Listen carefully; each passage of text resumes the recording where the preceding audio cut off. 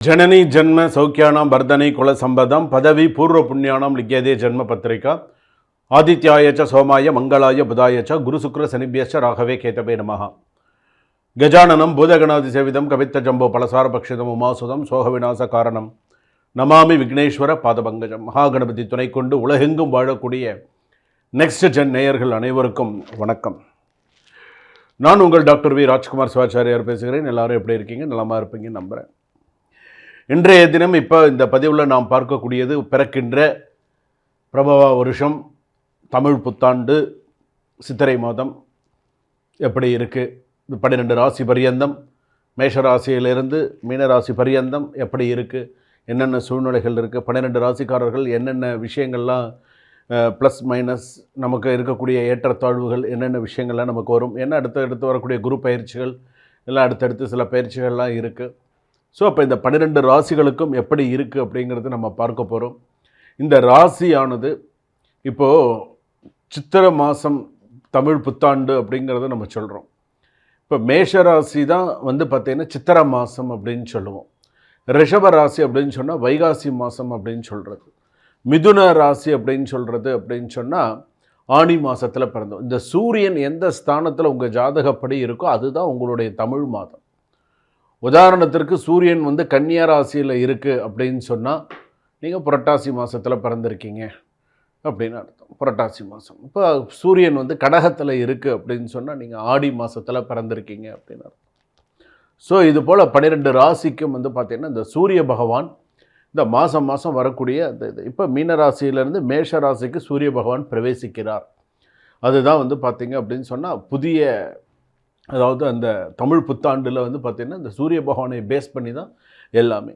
இப்போ அந்த சூரிய பகவான் அந்த ராசிக்கு பிரவேசிக்கும் பொழுது எப்படி இருக்கும், 12 ராசிக்கெல்லாம் எப்படி இருக்கும், மற்ற கிரகங்கள் எல்லாம் பேஸ் பண்ணி எப்படி இருக்கும், சூரியன் முதல், அதை சுற்றி இருக்கக்கூடிய கிரகங்கள் நீங்கள் நவகிரகத்தில் பார்த்துருப்பீங்க. ஸோ இந்த கிரகங்கள்லாம் எப்படி இருக்குது அப்படிங்கிறத நம்ம பார்க்க போகிறோம். கடைசி வரைக்கும் வீடியோ ஸ்கிப் பண்ணாமல் பாருங்கள். நிறைய நல்ல விஷயங்கள் இந்த சித்திரை மாதத்தில் செல்ல வேண்டிய முக்கிய ஆலயங்கள் மற்றும் பரிகாரங்கள் என்னென்ன செஞ்சுக்கணும், என்ன ஏது எல்லாமே விலாவரியாக விரிவாக பார்க்க போகிறோம். வாங்க வீடியோக்குள்ளே போகலாம். மகர ராசி நேயர்களை, உத்திராடம் மகர ராசி, திருவோணம் மகர ராசி, அவிட்டம் மகர ராசி. என்னடா எல்லாம் ஸ்லோவாக போதேன்னு நினைக்காது. என்னடா நமக்கு எல்லாமே ஸ்லோவாக போதே, நமக்கு 7.5 சனி முடிஞ்சிருச்சா முடியலையா, இல்லை தொட்டு பட்டும் படாத மாதிரி ஏதாவது இருக்கா அப்படிலாம் நினைக்காது. உன்னுடைய ஜாதகப்படி எது மெதுவாக நடந்தாலும் முடிவில் வெற்றி உன்னதே. உன்னுடைய வெற்றி உன்னதே, நீ கவலைப்படாது. சனி ஆதிக்கம் உள்ள ராசி என்பதால் வாழ்க்கை ஸ்லோவாக தான் நடக்கும் போல தோன்றும். ஆனால் இந்த காலத்தில் உன் பொறுமை பெரிய பலன் தரும். சோதனைகள் இருக்கும், ஆனால் அதை கடந்து சென்றால் நிலையான உயர்வு கிடைக்கும். காதலில் டிஸ்டன்ஸ் மிஸ் அண்டர்ஸ்டாண்டிங் வரலாம். ஓப்பனாக பேசினா பிரச்சனை இருக்காது. திருமணம் தாமதமாக இருந்தாலும் நல்ல அலைன்ஸ் கொடுக்கும். பட் ரொம்ப ஸ்ட்ராங்கான ரிலேஷன்ஷிப்பாக இருக்கணும். தம்பதியர் வாழ்க்கையில் பொறுமை அவசியம். கணவனாக இருந்தாலும் மனைவியாக இருந்தாலும் ஒருவருக்கொரு கம்யூனிகேஷன் கேப் இருக்கக்கூடாது. எதுவாக இருந்தாலும் பேசி கரெக்டாக முடிவு பண்ணிக்கணும். ஸோ நாளைக்கு இது செய்ய போகிறேன், நாளைக்கு இது செய்ய போகிறேன், இப்படி தாங்க நம்ம பண்ணணும். பிளான்டோட சில விஷயங்கள் பண்ணினீங்க அப்படின்னு சொன்னால் கரெக்டு. இந்த வடிவில் ஒரு படத்தை சொல்கிறார், எதாக இருந்தாலும் பிளான் பண்ணி பண்ணணும். பிளான் பண்ணோம்னா இப்படித்தான் சொல்லி அடி வாங்குவாங்க இல்லையா, அது ஞாபகத்து அப்பப்போ அது ஃப்ளாஷ் ஆகணும் உங்களுக்கு, அப்போ தான் தெரியும். அதே போல் குடும்பத்தில் பொறுப்பு அதிகரிக்கும். உன்னை எல்லோரும் டிபெண்ட் பண்ணுவார்கள். சில பேர் உங்களை டிபெண்ட் பண்ணி இருப்பாங்க. ஸோ கவனமாக இருக்கும். எல்டர்ஸ் ஹெல்த் கவனம் தேவை. வீட்டில் சில டென்ஷன் இருந்தாலும் நீ தான் பேலன்ஸ் பண்ணுவேன். வீட்டில் சண்டை பிரச்சனை வந்தாலும் நீ தான் பேலன்ஸ் பண்ணி ஆகணும், வேறு வழி இல்லை. எல்லாத்துக்கும் உன் மண்டையை தான் போட்டு உருட்டுவாங்க. நல்லதாக இருந்தாலும் உன் மண்டையை தான் போட்டு உருட்டுவாங்க, கெட்டதாக இருந்தாலும் உன் மண்டையை தான் போட்டு உருட்டுவாங்க. ஏன்டா நான் தான் கிடச்சேனடா நீங்கள் உங்களுக்கு அப்படிங்கிற மாதிரி தோணும். ஏன்டா நான் தான் நீங்கள் கிடச்சேன், உங்களுக்கு வேறு ஆள் கிடைக்கலையா, உங்களுக்கு சிக்கலையா அப்படின்னு சொல்லுவாங்கள்ல, அந்த மாதிரி.